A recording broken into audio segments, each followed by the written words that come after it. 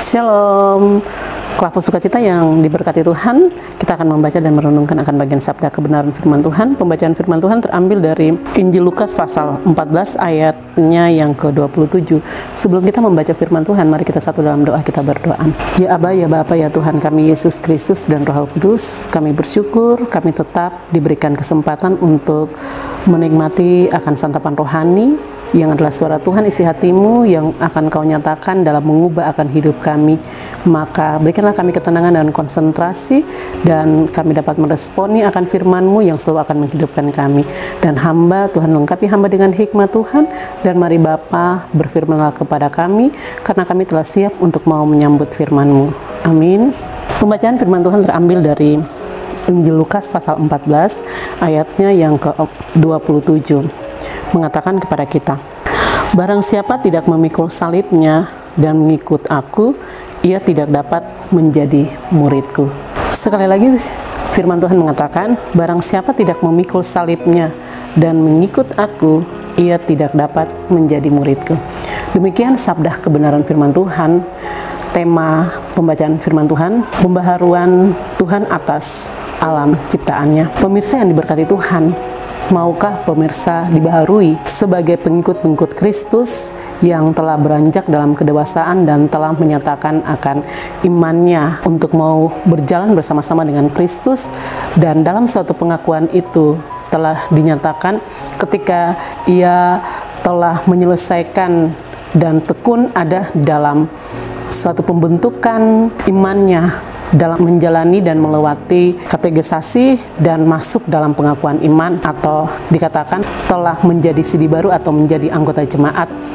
Oleh sebab itu, pemirsa yang diberkati Tuhan, sebagai anggota sidi jemaat yang telah mengaku imannya untuk mau mengikut Kristus, sampai sejauh mana ia melangkah dan ia berjalan dengan mengandalkan Tuhan. Bukan hanya sebatas itu saja ia mengaku untuk mau mengikut Kristus, lalu tanpa ada perbuatan, sikap, tutur kata, kelakuan yang harus ia tunjukkan menjadi hal yang terbaik. Ia harus menunjukkan ciri-ciri karakter Kristus di dalam kehidupannya, sebagaimana Yesus Putra Allah yang tunggal yang telah datang beberapa ribu tahun yang lalu dan telah menunjukkan kasih kehidupan yang dapat menyenangkan akan hati sesama dan juga menyenangkan akan hati Allah. Oleh sebab itu, firman Tuhan mengatakan, barang siapa tidak memikul salibnya dan mengikut aku, ia tidak dapat menjadi muridku. Jangan hanya menjadi Kristen tanpa ada pertobatan. Pertobatan itu bukan hanya kita masuk dalam satu lembaga yang bernama pertobatan, lalu kita dikatakan sebagai orang-orang yang sudah bertobat, tetapi hidup kita ini harus dibaharui terus dan dipulihkan ketika kita mau menyerahkan diri kita sepenuhnya di hadapan Tuhan, supaya hidup kita ini kita merasakan ada kehadiran Allah melalui Yesus Kristus dan Roh Kudus yang selalu mau membaharui hidup saya dan pemirsa, di mana kehidupan kita dengan penuh ketekunan kita mau melihat cermin yang jelas yang dapat memperbaiki akan kehidupan saya dan pemirsa adalah firman yang akan menghidupkan kita. Oleh sebab itu, menjadi orang yang mau mengikut Kristus, ia harus melepaskan semua kehidupan yang lama menjadi hidup yang baru, melepaskan kedaginan-kedaginan hidup yang masih ada di dalam kejahatan, hidup yang masih selalu ada dalam pertengkaran, keributan, yang tidak menyatakan kasih dan tidak memiliki buah-buah roh. Tetapi ketika dia sudah masuk dan ikut Kristus dan mau hidup untuk dipulihkan, berarti dia juga melakukan buah-buah roh dalam kehidupannya. Kasih, damai sejahtera, sukacita, kelemah lembutan, kerendahan hati, bahkan sampai pada penguasaan diri, itu dia harus miliki itu di dalam kehidupannya, supaya ia menjadi umat-umat yang dapat menyenangkan akan hati sesama dan juga menyenangkan akan hati Allah.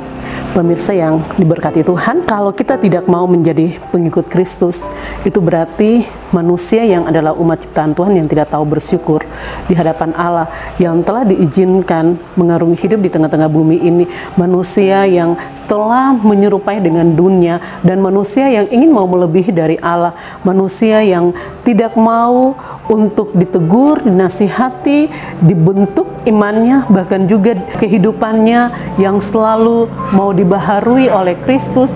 Itu manusia-manusia yang seperti ini, manusia-manusia yang selalu akan akan menunjukkan kejahatan demi kejahatan karena mereka tidak percaya kepada Kristus, sehingga mereka tidak menjadi pengikut Kristus yang setia di hadapannya. Tapi sangat berbahagia bagi mereka yang selalu mau menjadi pengikut Kristus, mereka yang tetap setia melakukan akan perintah-perintah Kristus, dan mereka yang mau menyangkal dirinya dan mau dibaharui dan mau dipulihkan dengan kehidupannya yang selalu tetap hidup dia, menghidupkan akan firman untuk kehidupan dia, memiliki akan janji-janji Tuhan karena ia percaya bahwa janji Tuhan dahulu, sekarang, dan akan datang, tidak pernah berubah, selalu ya dan amin. Amin. Mari kita berdoa. Bapa, terima kasih Tuhan Yesus Kristus dan Roh Kudus, kami bersyukur pada Engkau Allah yang hidup, karena Tuhan telah memberkati kami atas firman-Mu yang dapat Allah membaharui akan hidup kami menjadi hidup yang berkenan di hadapan Engkau. Ajarilah kami untuk menjadi pengikut Kristus yang setia di hadapan Engkau dan melakukan akan perintah-perintah-Mu. Terima kasih Bapa, inilah doa kami. Amin. Shalom, Tuhan memberkati.